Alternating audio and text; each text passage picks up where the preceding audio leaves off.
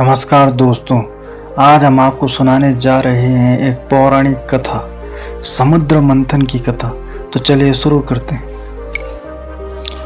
ऋषि दुर्वासा एक शक्तिशाली ऋषि थे। हालांकि वह महाज्ञानी थे, परंतु उन्हें गुस्सा जल्दी आ जाता था। एक बार भगवान इंद्र अन्य सभी देवताओं के साथ अपने हाथी पर बैठकर पृथ्वी के चारों ओर यात्रा कर रहे थे। यह सभी दुर्वासा ऋषि के आश्रम में पहुंचे। ऋषि ने भगवान इंद्र को फूलों की एक विशेष माला भेंट की। भगवान इंद्र ने वह माला अपने हाथी के सूंड में यह सोचकर डाल दी कि वह उस माला को अपने गले में डाल देगा, लेकिन उस शरारती हाथी ने माला जमीन पर फेंक दी। उसकी इस हरकत ने दुर्वासा ऋषि को क्रोधित कर दिया। ऋषि ने कहा, मुझे इस तरह अपमानित करने की आपने हिम्मत कैसे की? इसके लिए मैं आपको और अन्य देवताओं को यह श्राप देता हूँ कि आप सभी अपनी वैभव और शक्तियाँ खो देंगे। उनके श्राप के प्रभाव से शक्तिहीन देवों के लिए कुछ दिनों बाद दैत्य और असुर मुसीबत बन गए। अंत में परेशानियों से थककर शक्तिहीन देवता भगवान विष्णु के पास गए और अपनी समस्याओं के बारे में बताया। उन्होंने कहा, प्रभु हमारी मदद करें।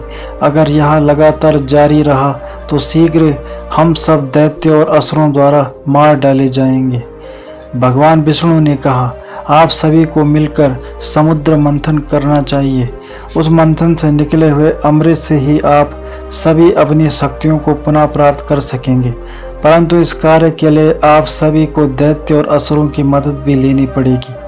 तब भगवान इंद्र दैत्यों के राजा दैत्यराज बाली के पास गए। उन्होंने कहा, दैत्यराज, भगवान विष्णु के आशीर्वाद से हमें समुद्र का मंथन करना चाहिए। इस प्रक्रिया में समुद्र से रत्न निकलेंगे जिन्हें मैं आपके साथ बांटने का वादा करता हूँ। असुर और दैत्य लालची थे, इसलिए वह समुद्र मंथन से देवताओं की मदद करने को तैयार हो गए। एक सभा आयोजित की गई जिसमें यह तय किया गया कि मंदरांचल पर्वत एक मथनी के तौर पर इस्तेमाल किया जाएगा और सांपों के राजा नागराज वासुकी को पर्वत नुमा मथनी की रस्सी बनाकर पर्वत के चारों ओर लपेटकर दोनों पक्षों की ओर से खींचा जाएगा। कुछ देवता और असुर मंदराचल पर्वत लाने के लिए गए, लेकिन पर्वत इतना भारी था कि वह सब उसे स्थानांतरित करने में असमर्थ थे। उन सब की बहुत कोशिशों के बावजूद कोई फर्क नहीं पड़ रहा था और वह असफल हो रहे थे। इसलिए सभी भगवान विष्णु के पास गए और उनसे मदद की भीख मांगी। भगवान विष्णु गरुड़ पर सवार होकर गए और उन्होंने सिर्फ अपने दाएं हाथ से पर्वत उठा लिया। फिर वह उसे समुद्र में नीचे ले गए। सबसे पहले हलाहल जहर वासुकी के मुख से निकला। यह जहर पृथ्वी पर फैलने लगा और कई पौधों और निर्दोष पशुओं को मारने लगा। असुर एवं दैत्य या देवतागण इस जहर को लेने को तैयार नहीं थे। वह सभी मदद के लिए भगवान शिव के पास गए। भगवान शिव ने जहर पीकर अपने कंठ में एकत्रित कर दिया। उनकी मृत्यु नहीं हुई क्योंकि वह बहुत ही शक्तिशाली थे, परंतु जहर के कारण उनका कंठ नीले रंग में बदल गया। यही कारण है कि भगवान शिव को नीलकंठ या नीले कंठ वाला भी कहा जाता है। हलाहल के निकलने के बाद भी मंथन जारी रहा। तब कामधेनु नामक दिव्य गाय बाहर आई। भगवान विष्णु द्वारा यह गाय उपहार स्वरूप ऋषियों को दे दी गई। फिर उस मंथन में एक घोड़ा दिखाई दिया। यह उच्च श्रवक कहलाया। दैत्यों के राजा दैत्यराज ने इसे अपने लिए रख लिया। इसके बाद 4 दांतों वाला सफेद हाथी निकला। यह ऐरावत कहलाया और भगवान इंद्र ने इस पर दावा कर दिया। 5वें उपहार के फलस्वरूप कूद भवनी गुलाब समुद्र से बाहर आया, जो दुनिया का सबसे मूल्यवान गहना था। मंथन में मदद के बदले भगवान विष्णु ने खुद इसे अपने लिए रख लिया था। कुछ समय के बाद पारिजात नामक पेड़ समुद्र से बाहर आया। उस समय इसे समुद्र के किनारे पर रख दिया था। बाद में देवता इसे अपने साथ स्वर्ग ले गए।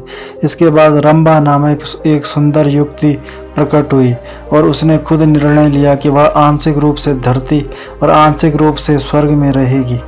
मंथन को जारी रखा गया और उसके बाद धन की देवी लक्ष्मी प्रकट हुई। असुर और देवता दोनों ने ही उनके लिए आपस में लड़ना शुरू कर दिया था, लेकिन भगवान विष्णु ने कहा, देवी आप खुद निर्णय कीजिए कि आप किसके साथ रहना चाहती हैं। देवी लक्ष्मी ने कहा, ना तो असुरों के साथ और ना ही देवताओं के साथ। यदि आप मुझे रखते हैं तो अब मैं आपकी पत्नी बनकर आपके साथ रहना चाहती हूँ। इसलिए भगवान विष्णु ने देवी लक्ष्मी को अपनी पत्नी के रूप में स्वीकार कर लिया।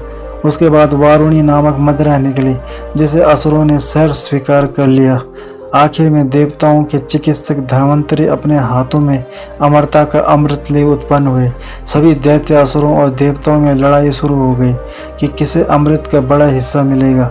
जैसे ही उन्होंने लड़ना शुरू किया वैसे ही कुछ असुरों ने अमृत की सुराही को पकड़कर भागना शुरू कर दिया। इस प्रकार का भ्रम देखकर भगवान विष्णु ने उनकी मदद करने का निश्चय किया और वह मोहिनी नामक सुंदर अप्सरा में बदल गए। तो दोस्तों, ये थी आज की कहानी। उम्मीद करता हूँ आपको कहानी पसंद आई होगी। अगर आपको कहानी पसंद आए तो चैनल को सब्सक्राइब करें, बेल आइकन को प्रेस करके ऑल पर क्लिक करें, वीडियो को लाइक तथा शेयर करें और हमें सपोर्ट करें। धन्यवाद।